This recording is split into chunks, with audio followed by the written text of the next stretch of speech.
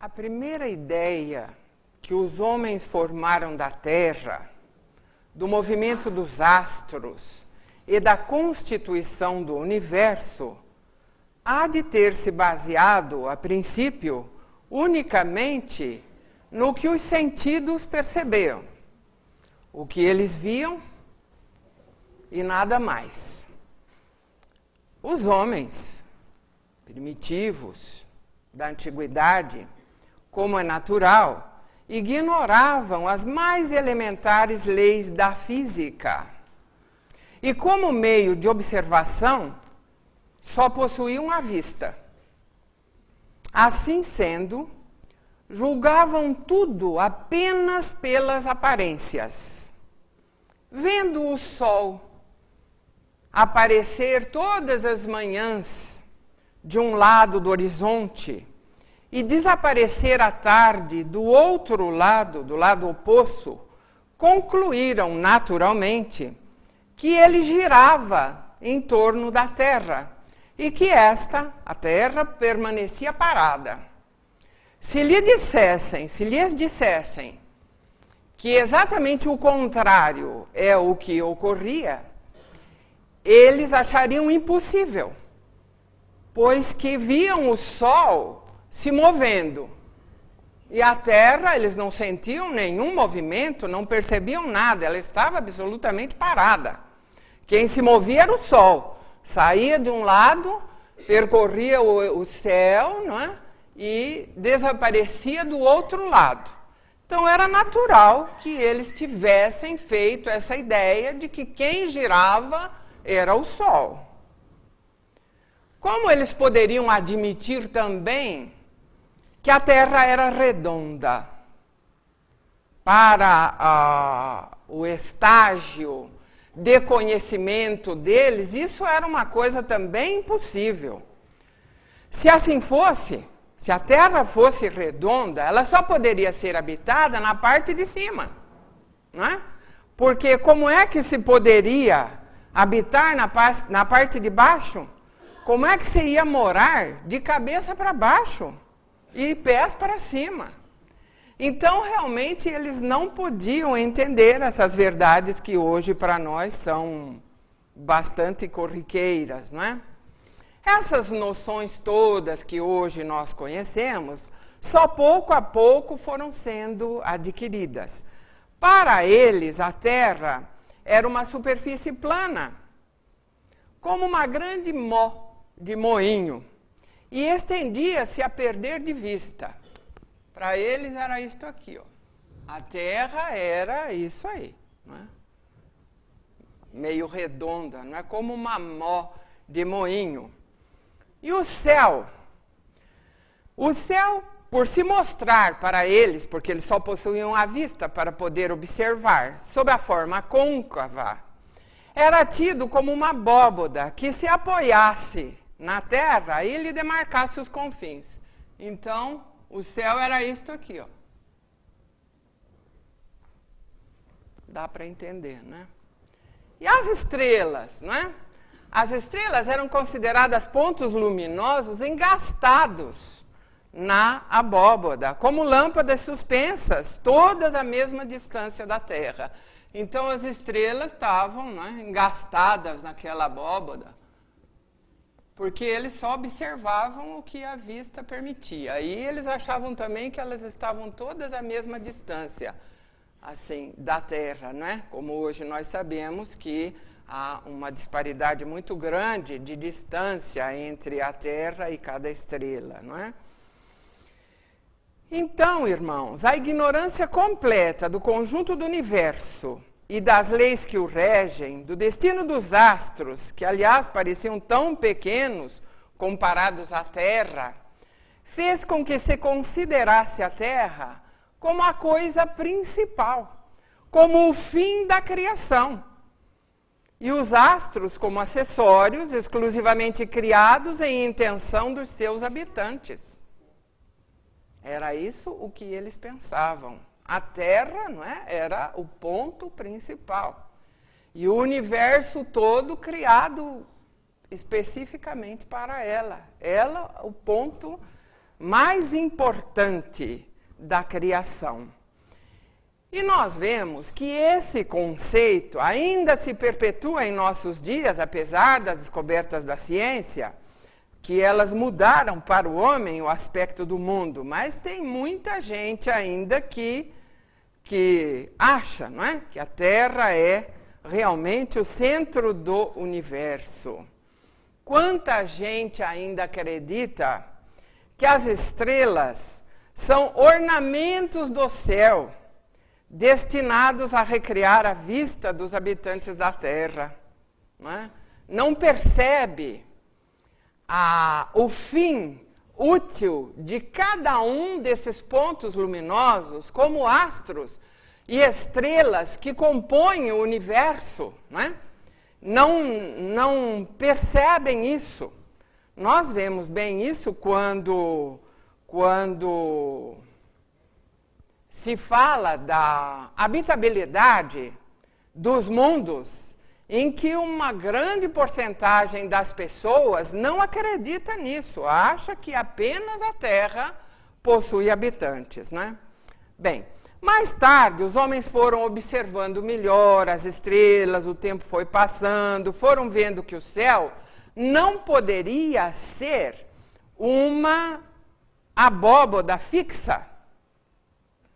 Essa abóboda que eles julgavam ser aquela abóboda mesmo, não tem outra palavra para a gente falar aí, Ela era de uma substância dura, dura, firme. Daí o nome que lhe adveio de firmamento, Bom, então, com o passar do tempo, eles foram percebendo que essa não era a verdade, o homem foi evoluindo, as descobertas foram se fazendo, o espírito científico do homem, à medida que foi evoluindo, foi se instalando, E muitas descobertas foram realizadas. No ano 600 a.C., Tales de Mileto, da Ásia Menor, descobriu a esfericidade da Terra. Descobriu, imaginou, pensou, chegou à conclusão de que a Terra realmente era redonda, Que era um planeta redondo. Um século depois, Pitágoras descobre o movimento da Terra sobre o seu próprio eixo e em torno do Sol. Pitágoras, um sábio, da antiguidade, mais ou menos pelo ano de 500 antes de Cristo. E outros sábios fazem novas descobertas. Mas acontece que essas descobertas permanecem apenas entre aquelas criaturas mais intelectualizadas. Nessa época não tinha televisão, não tinha jornal, não tinha rádio, não tinha nada. As distâncias eram muito grandes, de um lugar para outro. As notícias não caminhavam. Então, as descobertas ficavam restritas àqueles que se interessassem por elas, porque elas não se espalhavam. E o povo, as massas populares, realmente não chegaram a conhecer essas descobertas. Elas continuavam com as suas crenças errôneas, com aquilo que observavam. Não tinham conhecimento do que estava se passando não sei se podemos chamar laboratórios, no âmbito daqueles que se dedicavam ao raciocínio, ao intelecto, às descobertas, aos cálculos, de matemática, de geometria, de tudo mais, que permitissem fazer as suas deduções. No ano 140 da era cristã, Ptolomeu, um outro sábio da antiguidade, no ano 140, Ptolomeu estabelece um sistema que leva o seu nome. Vejam, Ptolomeu colocou a Terra no centro desse sistema e os astros, planetas, girando em torno dela e ainda representando céus superpostos em número de 11. Então, como se a Terra estivesse aqui, não é? E girando em torno dela os astros. E aqui tem as gravuras, não é? Aqui, então, haviam os céus, sempre na parte de cima, né? Não é assim que a gente pensa? Ó, o céu está lá em cima. Com 11 céus superpostos. É daí que vem aquela expressão, não é? Porque tinha o primeiro céu, o segundo, o terceiro, o quarto, o quinto, o sétimo céu. Não é? É uma expressão que ainda hoje é usada, não é? Ir ao sétimo céu, quer dizer, estar muito feliz, estar numa situação de grande alegria e felicidade, que surge desta representação que Ptolomeu faz, colocando a Terra no meio do nosso sistema e os astros, outros, os planetas, a girarem em torno dela. Apesar de errado, porque nós vimos que anteriormente a ele, não é? Pitágoras já havia feito um outro raciocínio. Então, apesar desse sistema ser errôneo, ele prevaleceu na Terra, irmãos, durante 15 séculos. 15 séculos se pensou que a Terra era o centro, não é, do nosso sistema. Aliás, nem se conheciam outros. 15 séculos. Aí, no século XVI, Copérnico, um outro sábio, não é? Revendo os estudos e afirmações de Pitágoras e tirando as suas próprias conclusões, estabeleceu o sistema solar, esse sistema solar verdadeiro, colocando o Sol no centro e os demais astros a girarem em torno dele. Então, nós devemos essa descoberta, essa colocação a Copérnico, que eu acredito vocês devem ter ouvido falar. Não é? Quando estávamos ou quando estamos nos bancos escolares, a gente estudou muito disso. Não é? Aí, isso no século XVI. No século XVII, 1609, Galileu, aquele grande sábio, não é? Inventa a primeira luneta astronômica, o telescópio, não é? O telescópio que era um aparelho de aumento com lentes que permitiam ver o espaço, uma luneta, não é? E aí, então, com a descoberta desse instrumento, as coisas se modificam, não é? Novos horizontes se abrem à astronomia, porque a astronomia era uma ciência que vinha sendo estudada há muito. Os antigos chineses, os caldeus já utilizavam, vendo todas essas descobertas, a gente vê que eles lá, naquela época, os caldeus, lá na Mesopotâmia, 3.000 anos antes de Cristo, eles já faziam estudos relativos ao céu, não é? Na China também se fazia muito disso, e lê-se até que todos os progressos feitos pelos gregos sobre isso basearam-se lá nas descobertas dos caldeus, dos babilônios, né? Então, novos horizontes se abrem à astronomia. E pode-se, então, observar que os planetas não têm luz própria, como as estrelas. Começa-se, então, a perceber exatamente o que está no céu. Neste céu que até então só era observado pelo olho nu, pela vista sem nada que pudesse auxiliar. Agora não. Agora já se possuía um aparelho, a luneta, embora fosse ainda rudimentar, né? diante das coisas moderníssimas que temos agora, né, nos observatórios, mas já era alguma coisa, já se pode observar o planeta, as estrelas, as que têm luz própria, as que não têm, então foi um avanço muito grande.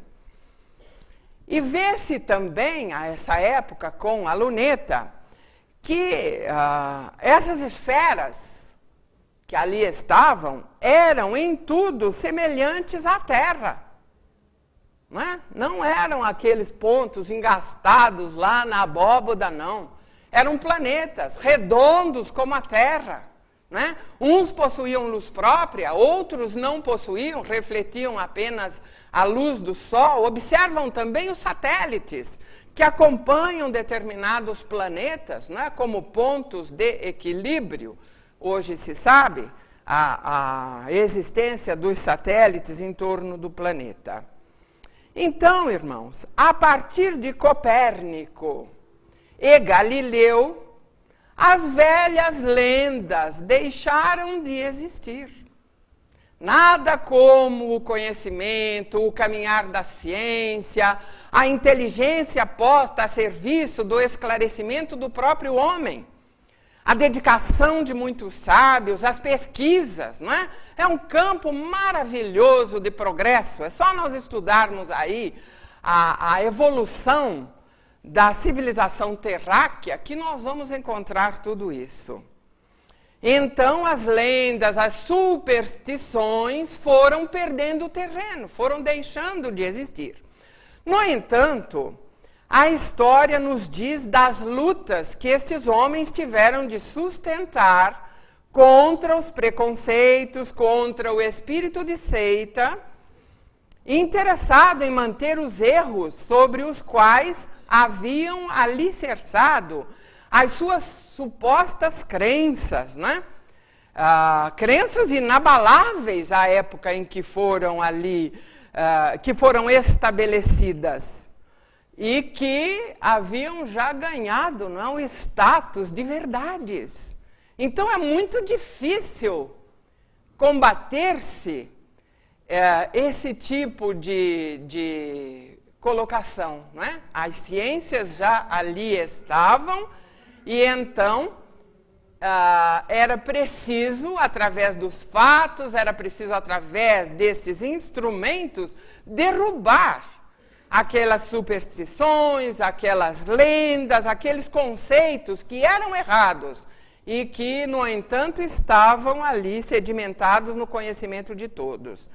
Sabe-se, portanto, a história de Galileu, né? Galileu Galilei, que para escapar à fogueira teve que renegar, diante de um tribunal da Inquisição, as suas preciosas descobertas científicas, porque essas descobertas vinham trazer a confusão aos dogmas religiosos estabelecidos e vigentes na época, né?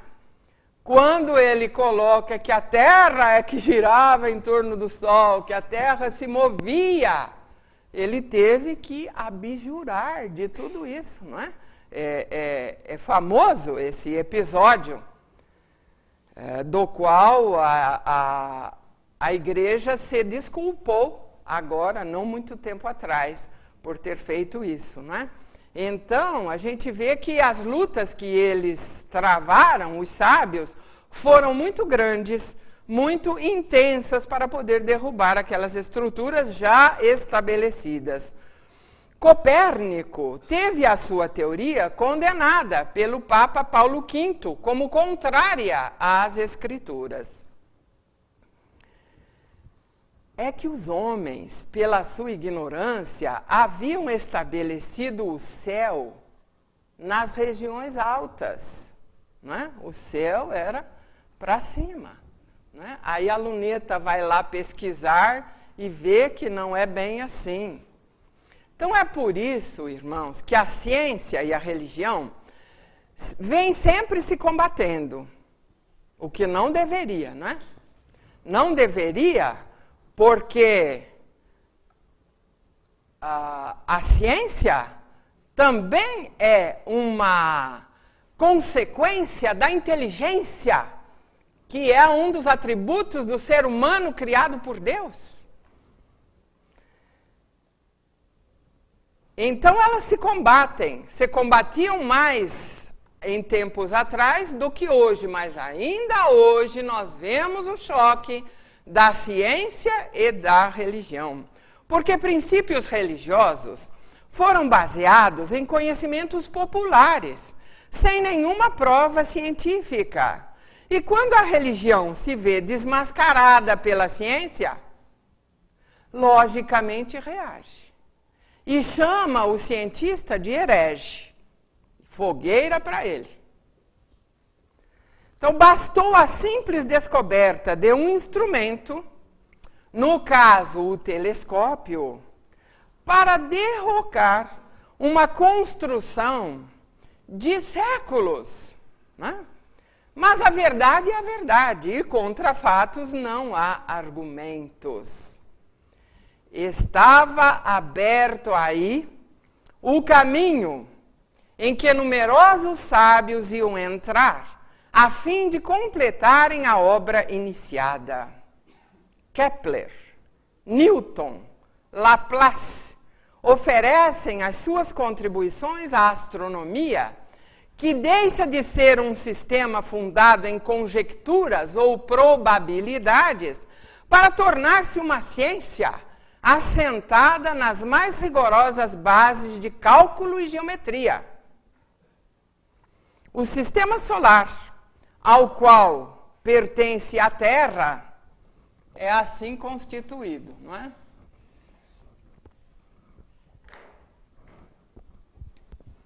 Temos a Terra, o Sol. Estamos influenciados pela teoria de Ptolomeu. O Sol, né?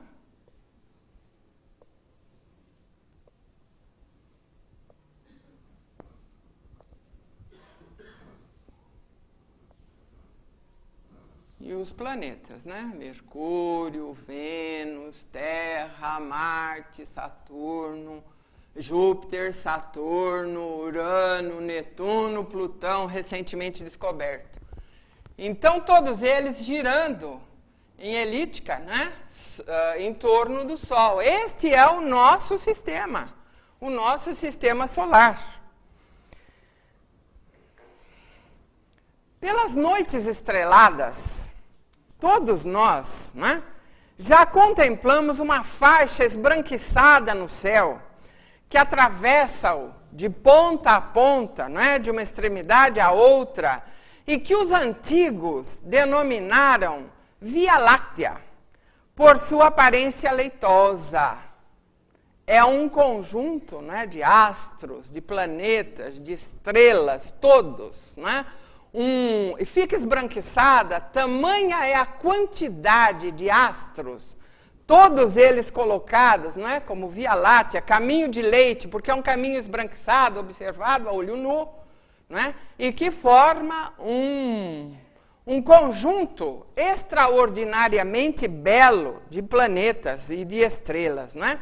Esse regato de leite da mitologia antiga é, nos tempos modernos, um vasto campo de maravilhas que os telescópios não param de explorar. Ali, os aparelhos descobriram milhões de sóis, muito mais luminosos e importantes do que o nosso, que a gente acha tão lindo, tão belo, tão luminoso, não é? Tão importante.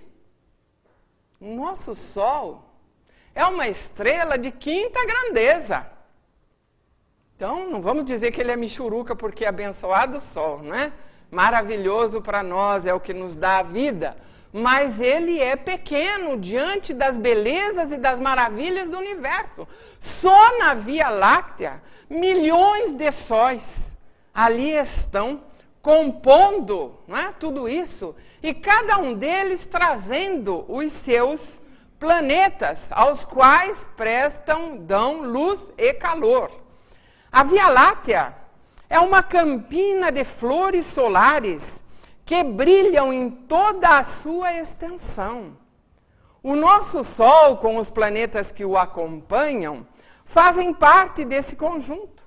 E embora ele seja para nós muito grande, ocupa nesse conjunto um lugar muito sem importância, ao lado de 30 milhões de sóis com os seus respectivos planetas. Olha, irmãos, a nossa mente, a nossa capacidade não dá nem para a gente imaginar. Só a Via Láctea, irmãos, só a Via Láctea. E ainda essa Via Láctea não representa senão um ponto insensível e inapreciável entre milhões de vias lácteas que existem no espaço. Será que está dando para a gente perceber o tamanho, né? Pelo menos uma nesguinha, do tamanho deste universo do qual nós fazemos parte?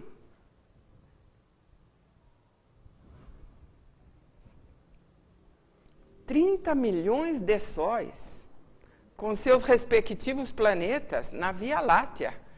E mais, milhões de vias lácteas.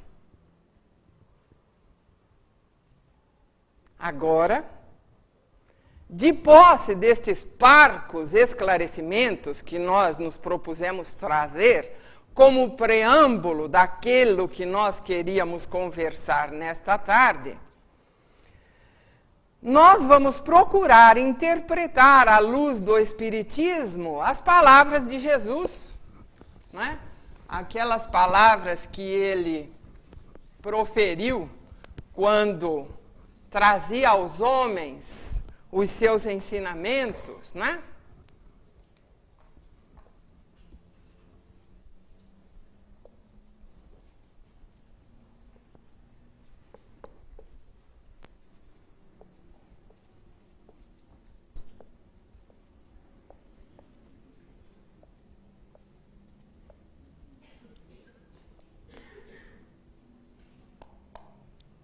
Há muitas moradas na casa de meu pai.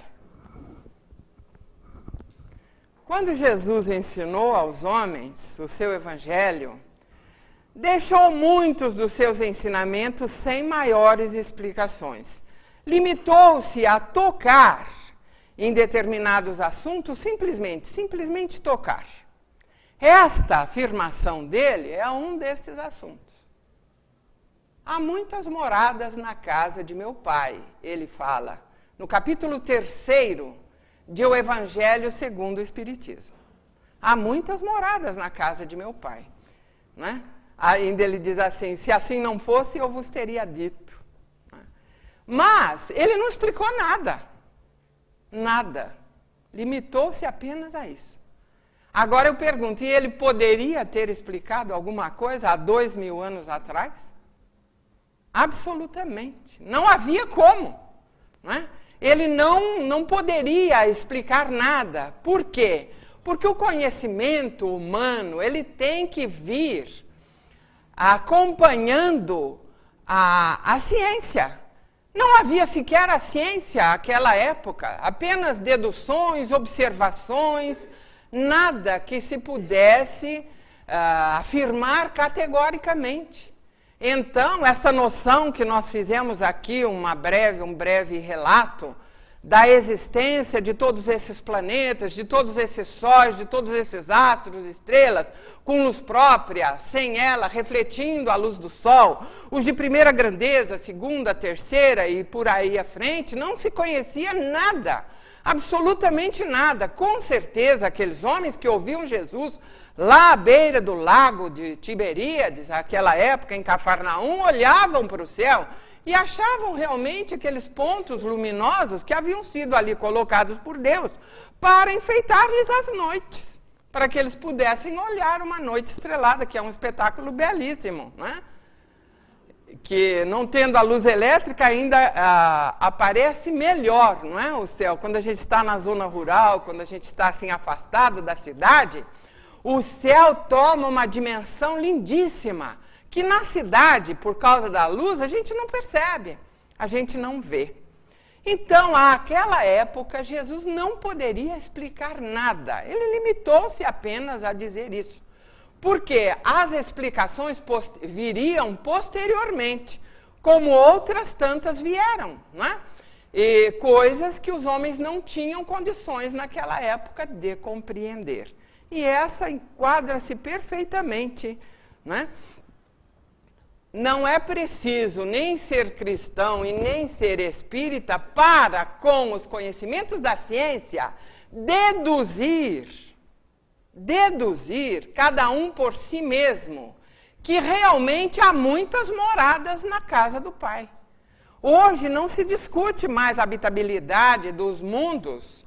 Se não fosse assim, nós não teríamos a NASA, né, gastando aquilo que gasta para encontrar, para estabelecer contato com outros planetas, para poder entrar em contato. Por quê? Eles não estão atrás de uma ilusão, de um sonho ou de uma quimera. Obviamente não. Eles estão atrás de uma realidade, que mais dia, menos dia, vai se concretizar, né? Então, eles buscam na certeza. Eles não são espíritas, não é? Que nós, que defendemos, a doutrina espírita defende a habitabilidade dos mundos, né? Desde que foi estabelecida por Allan Kardec. Eles não são espíritas, eles vão pelo espírito científico que eles possuem, pelas descobertas, por tudo que eles olham e enviam para o espaço sideral, as sondas e tudo aquilo que nós sabemos, não é, pela televisão, que se faz em busca de um contato com outros seres, habitantes de outros planetas, de outros sistemas, não é? Então, sem dúvida nenhuma, aquela época em que Jesus colocou isso, não poderia ter falado nada. Não era preciso dar à ciência tempo para caminhar.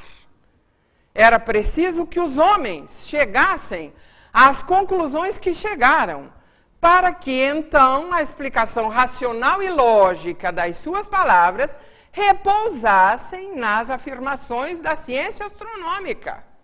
Ninguém tem dúvida hoje sobre isso. A casa do Pai, irmãos, né? Há muitas moradas na casa do Pai. A casa do Pai é o universo. As muitas moradas são os vários mundos de que se compõe o universo. Será que, diante das afirmações da astronomia, de que pelo espaço pululam planetas semelhantes ao nosso, nas mesmas condições, ainda iremos alimentar a ideia de que somos os únicos habitantes do universo? A razão não nos permitiria isso. Afora isso, temos o ensino dado pelos espíritos a esse respeito, afirmando que esses outros mundos são igualmente habitados por espíritos que se encontram em diferentes graus de evolução, superiores ou inferiores ao nosso. Era necessário proceder-se a uma classificação, embora relativa, para facilitar o estudo e a compreensão deste assunto. E Allan Kardec, o codificador da doutrina espírita, resumindo o ensino dos espíritos superiores, fez a seguinte classificação geral dos mundos.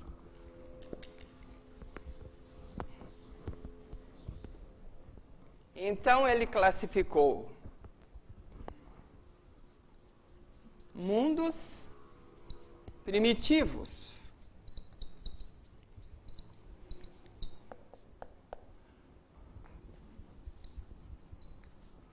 mundos de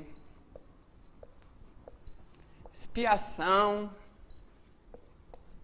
e provas. Vamos vendo onde é que a gente está, não?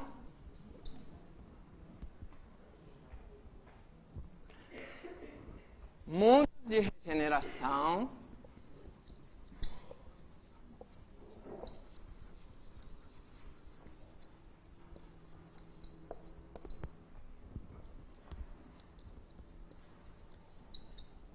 Mundos ditosos ou felizes e mundos celestes ou divinos.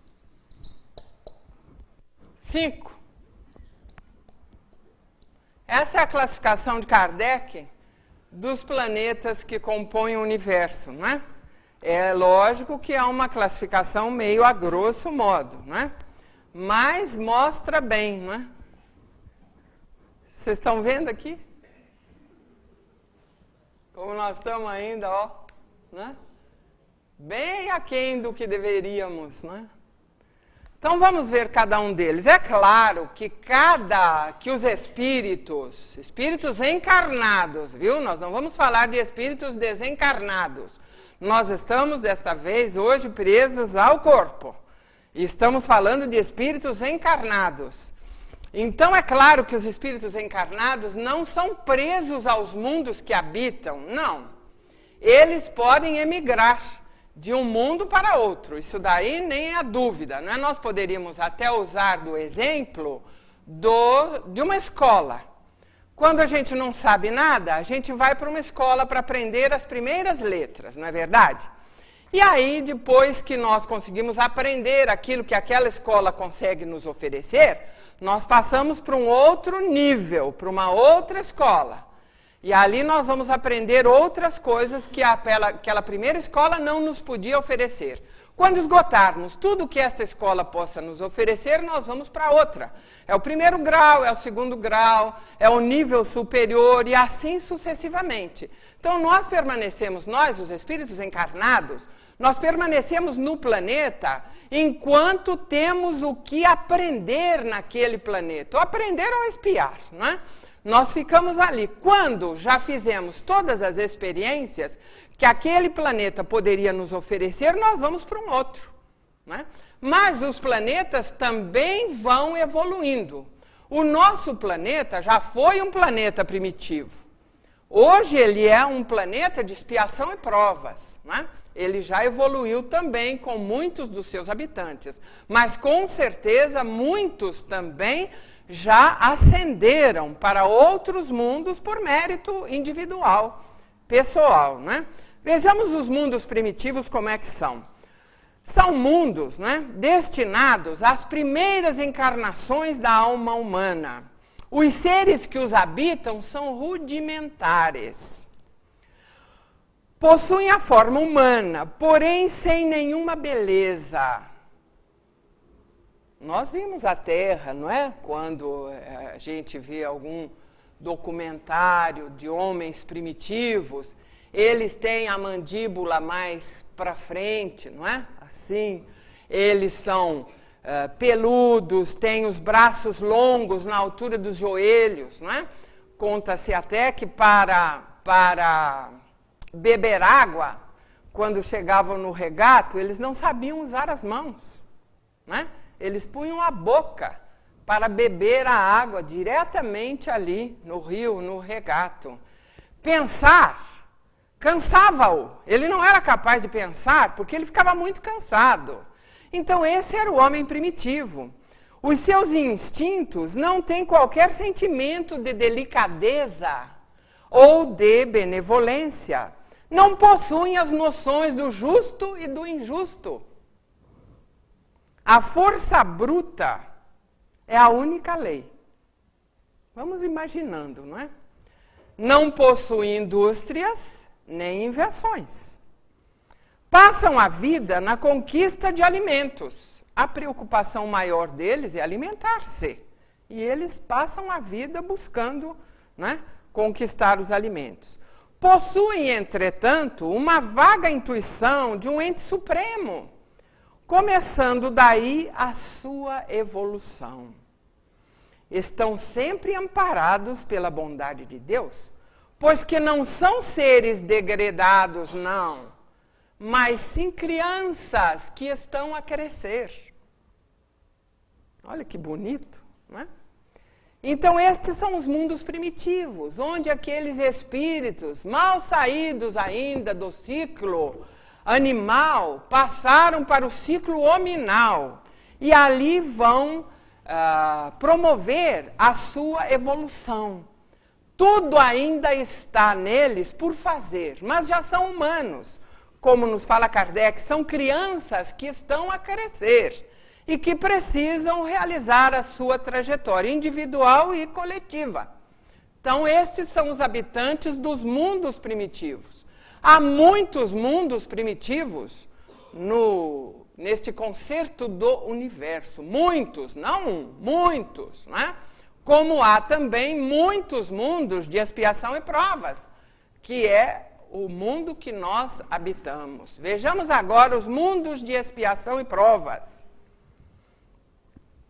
Esse aqui a gente não precisa nem falar muito, não é? Nós sabemos como eles são, porque o nosso planeta é um planeta de expiação e provas. Embora nós já estejamos bem assim, caminhamos muito já como expiação e provas. E já estamos almejando a ser regeneração. Nós somos pretensiosos, não é? A gente já quer, nós já estamos querendo sair de expiação e provas para entrar no rol dos mundos de regeneração. Nós temos que trabalhar para transformar o nosso mundo de expiação e provas no mundo de regeneração. Vamos ver as características do mundo de regeneração. Aliás, desculpa, do expiação e provas. Neles há o predomínio do mal sobre o bem. Olha, então quando a gente ligar a televisão, aí a gente vê aquelas coisas horríveis, né? Escabrosas até, que alguns, graças a Deus, apenas alguns, que fazem muito barulho, ainda realizam. Não é? Porque a grande maioria já não faz mais isso.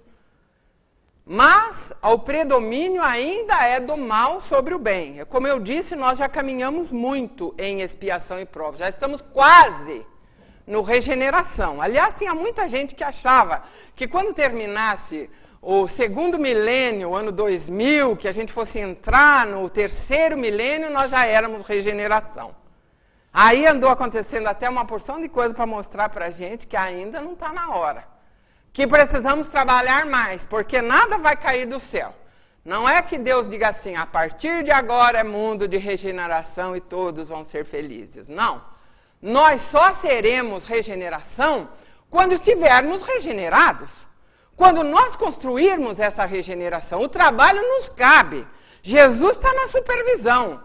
Mas ele não pode ser bom em nosso lugar. O trabalho é nosso e não podemos almejar aquilo que não construímos ainda. Então são os mundos daqueles espíritos que já viveram anteriormente, porque possuem inteligência e realizaram certo progresso. Mas são criaturas cujos vícios, adquiridos também, demonstram a sua grande imperfeição moral. A nossa Terra pertence a esse tipo de planetas, se bem seja variado o tipo de espíritos que o compõem. Nós vemos a nossa Terra, embora seja um mundo de expiação e provas, mas se a gente olhar, nós vamos encontrar aqui praticamente quase todos os tipos que caracterizam os espíritos. Há aquelas tribos primitivas ainda, não é? Nós temos os nossos indígenas aqui, temos tribos em outros continentes. Nós temos, então, aqueles que ainda vivem uma vida um tanto primitiva. Mas temos também a dita, entre aspas, civilização, lá nos países europeus, né? Então nós vemos que há uma civilização requintada, não é? Tudo isso. Então a gente vê contrastes muito grandes, todos eles compondo o nosso planeta. Por quê? Porque é um mundo de expiação e provas. É um mundo onde há muito o que expiar, não é? Então, por isso, essa diversidade dos tipos que habitam o nosso planeta. Mundos de regeneração é onde nós estamos querendo ir, né? Vamos ver como é que é e se vale a pena realmente nós almejarmos, né?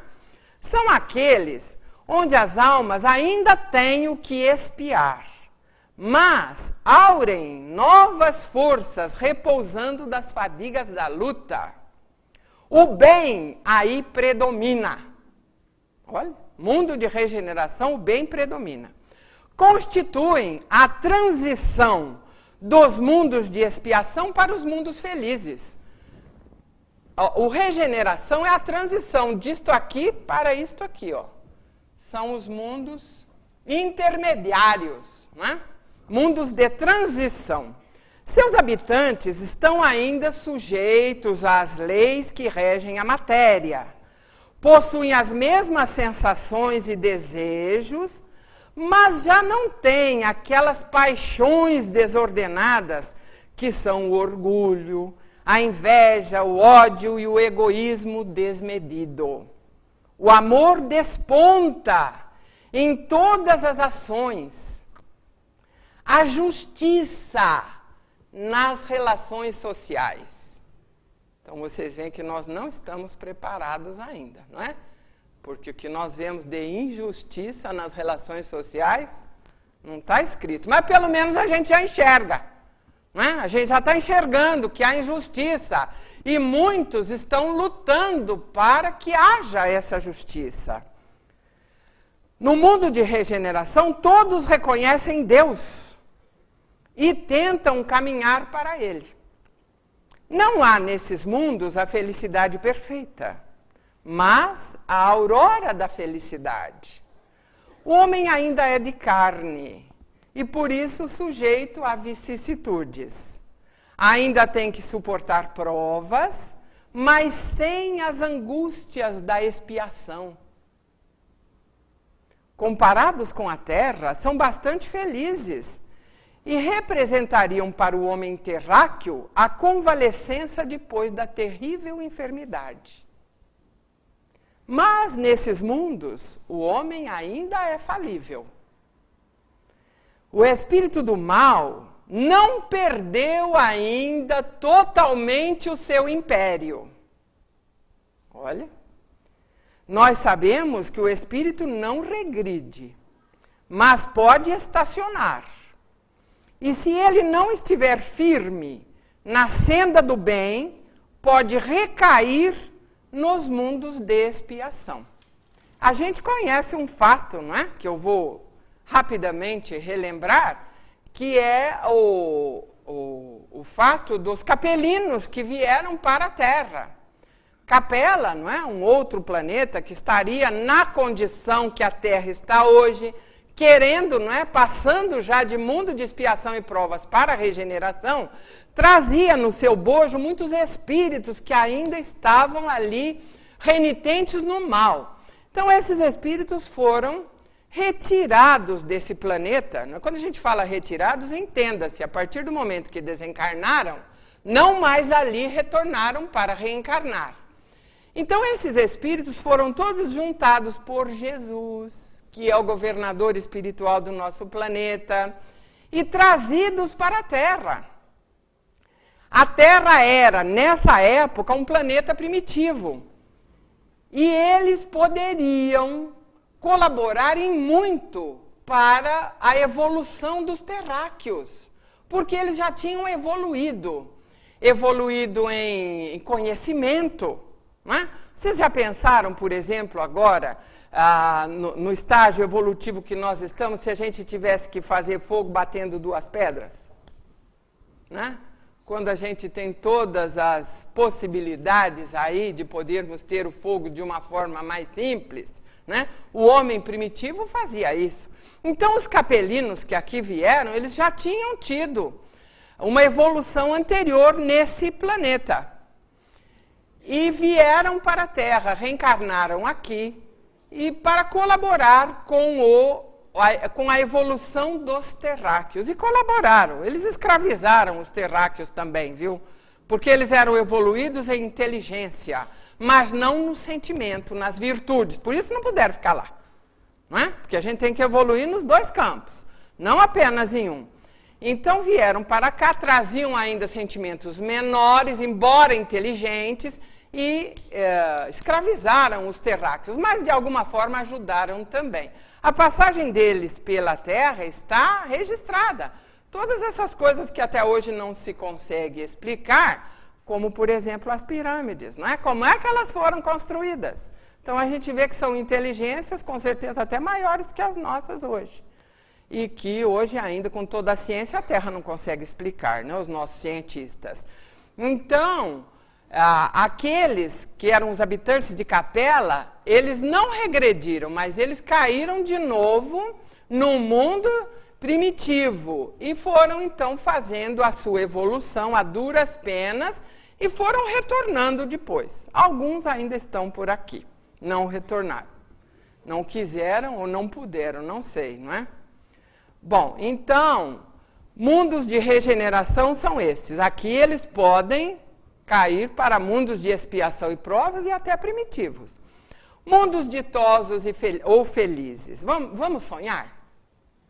Vamos ver o que acontece nos mundos ditosos ou felizes, que é para a gente ter a motivação de aguentar o desaforo, de engolir as coisas que a gente não quer engolir, de podermos melhorar a nós mesmos através da construção das virtudes para fazermos jus a irmos morar numa morada melhor. A gente não quer sempre uma morada melhor? A gente constrói lá uma casinha e a gente quer pintar para melhorar, a gente quer trocar uma janela, a gente quer pôr um piso melhor, a gente não quer sempre melhorar a nossa morada? Pois então nós temos também que almejar a morar numa morada melhor. Por que o mundo é desse jeito, com essa violência, com tudo isso que a gente não gosta?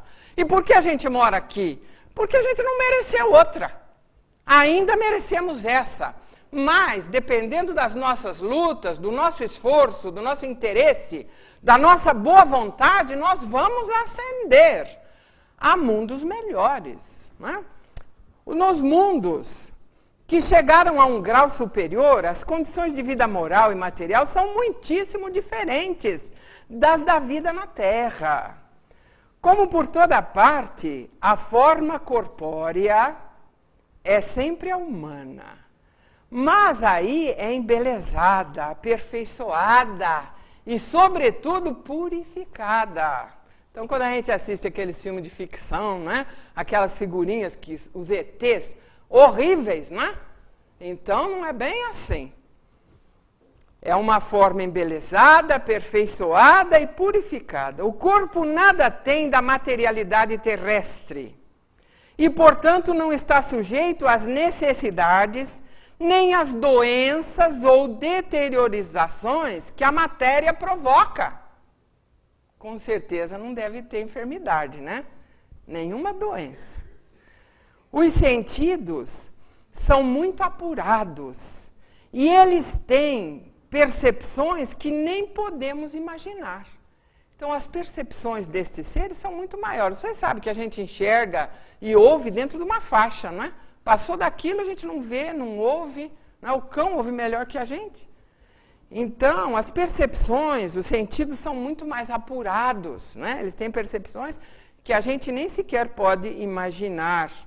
Aqui onde fala que o corpo não está sujeito às necessidades nem às doenças que a matéria provoca, eu me lembro de um fato narrado naquele livro de Camille Flammarion, Narrações do Infinito, em que espíritos superiores vieram e estavam observando uma linda jovem que estava numa embarcação e achando assim ela muito bonita. Nisso chegou a criada com a comida e disse assim, ela come.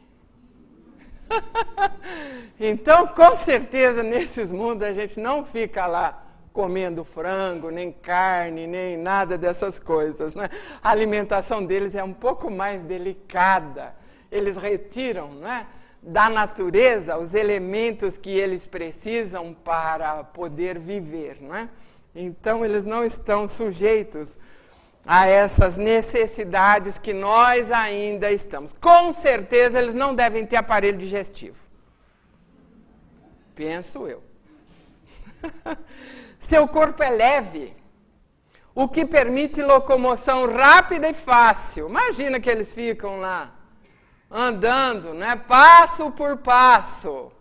Nos mundos adiantados, não. Em vez de se arrastar penosamente no solo, como nós, deslizam pela superfície ou planam na atmosfera, sem qualquer outro esforço que não seja o da vontade.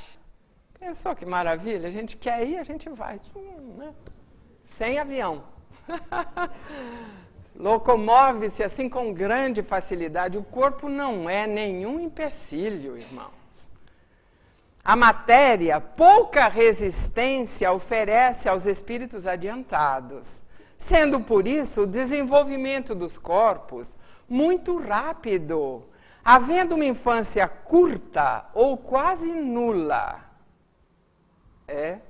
Não precisa desse desenvolvimento. A matéria não oferece resistência. Então, eles, assim que já nascem, já crescem rápido. Conta-se que com 3 anos o espírito já retomou toda a sua capacidade. O que conosco acontece com 18, 20, 21 anos, não é? Que a gente vai adquirir a maioridade. Ali não.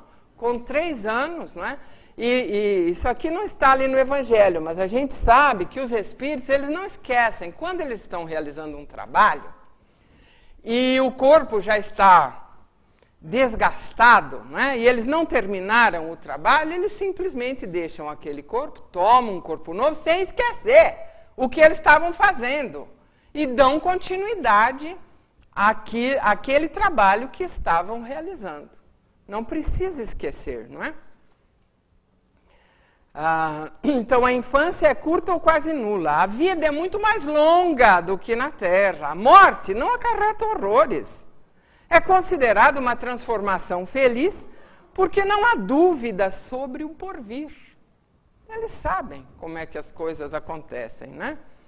As relações entre os povos são sempre amistosas, não sendo perturbadas pela ambição nem pela guerra.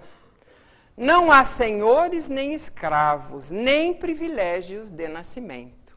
A superioridade moral e intelectual é que estabelece a diferença e dá a supremacia. E quem é que não respeita, não é?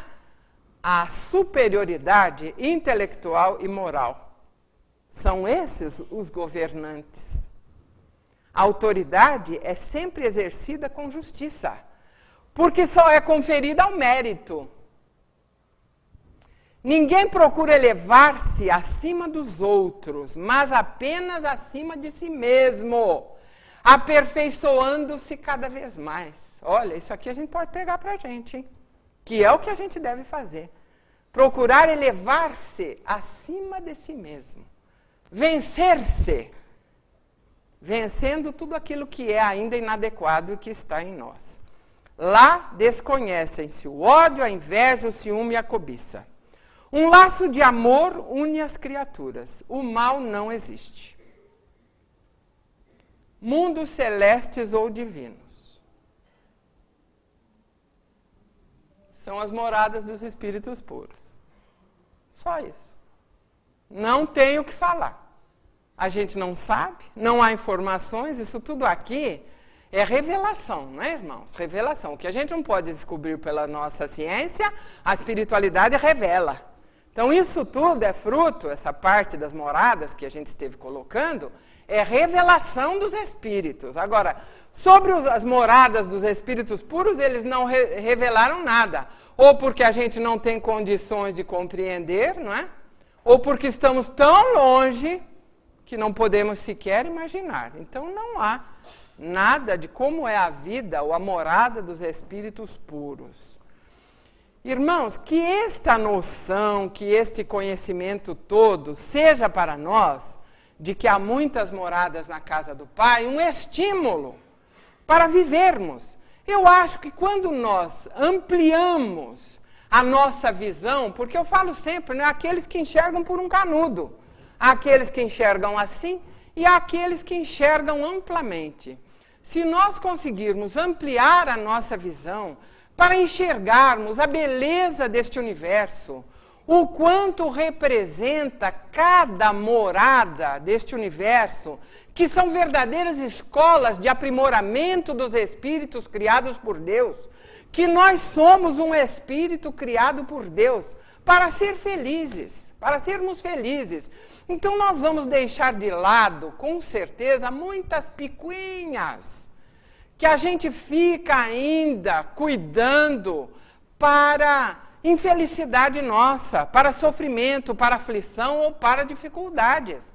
Nós precisamos ampliar a nossa vista. O universo é uma grande orquestra, não é? Onde Deus é o maestro e nós somos um instrumento, com certeza. Criados para a beleza, para a alegria, para a felicidade, para realizarmos coisas boas, puras, elevadas, para nós mesmos e para os outros nossos irmãos de caminhada.